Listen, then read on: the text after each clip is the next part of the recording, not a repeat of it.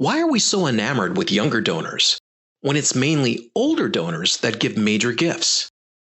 Richard and I don't get why nonprofits are spending more and more resources developing strategies for millennials when the donors with the most disposable income are boomers. In this podcast, you will hear Richard and I discuss this issue and hopefully inspire you to celebrate that you have older donors and what you should be doing to cultivate and steward them over the next 20 years. Join us now for a great discussion on why older donors still matter and why your time, resources, and energy should be focused on this group of donors. Welcome to the Nothing But Major Gifts podcast from Veritas Group, featuring Richard Perry and Jeff Schreifels. Twice a month, we bring you the latest and best thinking about major gift fundraising, so you can develop authentic relationships with your major donors. Here are your hosts, Richard and Jeff. Welcome to the podcast today. Richard, I'm actually surprised that we have to talk about this subject. I know. Because I thought everyone who's a major gift fundraiser knows that the majority of donated income revenue comes from donors who are 55 and older. And really, 65 and older. But just the other day, you and I were at a conference and we sat in on a session where a major gift fundraiser got up and talked about her organization and what they were doing to go spend a bunch of money to bring in younger donors because the older ones are dying. And I got to tell you, I mean, remember this? We were both like ready to jump on and go, no. So it's like it took every bit of energy to hold it. We were just like, are you kidding me? In fact, the person actually said, in essence, we're turning away from those because that's not the future. Well, it's like, what? What? They actually are sitting on trillions and trillions of disposable revenue and income. So here we are having a podcast on this. I know. Just so we can say, folks, older donors is a good thing. Well, and it's this whole attraction to millennials. Yeah. And like we've got a plan for our future. Now, you and I both agree that that's true. Yes. So the whole social media thing and everything and everything that's related to millennials is volunteering, getting all that. All that is true. We actually agree with that. Yes. But in perspective and in proportion, because all of the money, the vast majority of donated revenue is from the boomer generation. That's right. And we don't. I feel like. Maybe our industry feels it's not sexy enough or something the older donors are dying. And so we like these millennials. They're new, they're fresh, they got new ideas. It's like we're enamored with them in culture anyway, right? Yeah. I mean, even the millennials now in our culture, they're passé. They're old. It's the next other generation coming up that everyone's trying to pump money and get advertising for. Right. And so our whole culture in this country is young is good, old is bad. Right. But in major gifts and in planned gifts, old is good. Yeah. Well, and old is good. Because, but why? I mean, I'm an old guy. But why? I mean, so 55 and above, that's the boomer age. What happens? They have more disposable income. Right. And it's just simple math. Well, here's the interesting thing too. Is this like we really are working on our online program, and we all and the people will say like these older people, they really don't know anything about online. No, that's not true. Right. The older generation is actually catching up very quickly to the fact because they want to stay in touch with their grandkids, so they're on Facebook, they're on social media, they're learning how to do it. Yeah. Now, it is true that maybe proportionately they're not as computer or internet literate as the others, but that doesn't mean you just stop the strategies directed to them.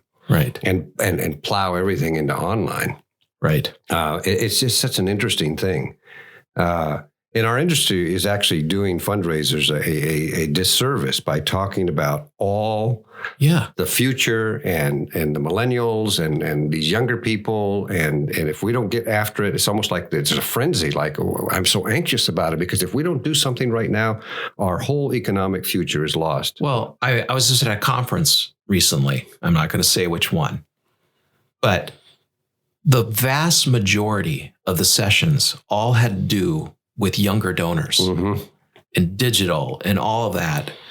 There was one, maybe two courses on major gifts, one or two. And I gave one and the place was so jammed. They didn't have enough chairs. They didn't allow for it because somehow they thought, well, the major gift side, there's not going to be a lot of signups for that. I know. Isn't that funny? It was so infuriating, but it's this whole thing. Like, the new stuff is what we should be going after. The old major gifts is old thinking, old donors. We don't need to work with that. The other thing is, I think, is that MGOs are uncomfortable with older people. A lot of MGOs are, they might be from 30 to 45, working with someone that's 75 or above. Well, even younger than that, it is. It was like, how do I act? How to behave? And that's one of the things that we're training folks to do is like relate to these. These are just human beings. Yeah. They're fine. They're not going to be mad at you, but they might have a different value system. Or a different way they approach giving. Yeah. Well, we like to hang out with people who are like us, right? So we're generally, we hang out with people who are our similar age. But in major gifts, you can't do that, not be successful. Right. You have to understand the older generation. Right. And know how to relate to them. And you need to celebrate that the donor file is predominantly old. Yeah. I mean, it is. Everyone's like, well, our donor base is probably 70 plus on average. And they're all like depressed about it. And we're like, yes, this is perfect for you. I know. So how should people think about this, Jeff? Well, I think they need to say, younger donors, yes, we need them. We need to develop strategies there. But these older donors, this is our bread and butter. We got to get to know these people. We got to love them. We got to know what to do because you've got basically 20 more years with these boomers, right? To develop solid relationships before they go on. This is the time to do it right now. Yeah. And the younger donors they'll give using, basically direct response, direct marketing techniques. So they'll do that. And of course you put the digital in there and the mid-level programs and so on. But paying attention to these older donors is the key. That's right. But when you think about this in a major gift in the world, it doesn't matter what age these donors are, right? We don't care if they're 75, 95, or 25. If they're a major donor and they care passionately about what you do, all the rules apply. The same. Yes. Yep. It doesn't matter. Yeah. So just get rid of the age thing in your head. Yeah. It has no effect. I mean, it doesn't matter how old they are. I think here's one thing that might be different, and you could debate or argue with me on this, Jeff, is that younger donors, older donors are more they're more trusting and more loyal and like, well, use the money however you want, and you don't need to talk back to us and so on. In fact, my folks always gave to you, and so I give to you. So that's how the older donor thinks, usually. Yeah, as a general statement. The younger donor is more demanding. What'd you do with the money? And when you're saying younger, we're talking 55. Yeah, yeah, exactly. What'd you do with the money? Yeah. So, I think that's the only difference, really, except that there's a greater use of digital media and social media and so on the younger side. But that's it. Otherwise, they're all the same. Passions and interests are the drivers. Yeah. Wanting to get something done. Wanting to know they made a difference. Yeah, an impact. Yeah, impact. Yeah. All of that's all the same. So I like what you said. Is like don't be thinking that there's like all these different kinds of strategies that need to happen in major gifts. It's all the same stuff. Yeah.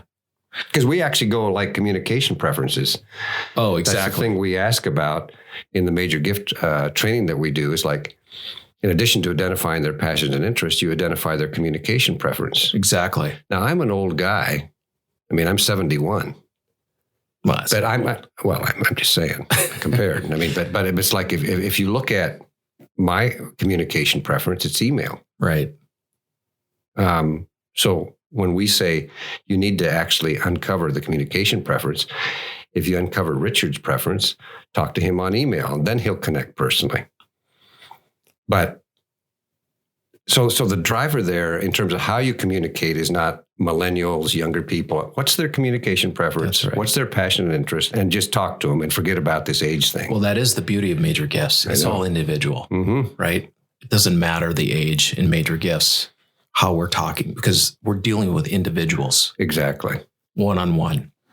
Hey, we've got all kinds of resources for you at Veritas. And all you need to do is go to veritasgroup.com and click on the download button. And we've got a host of white papers for you. White papers, and there's all kinds of stuff. Download the marketing impact chart. There's all kinds of great stuff there for you. So go to veritasgroup.com.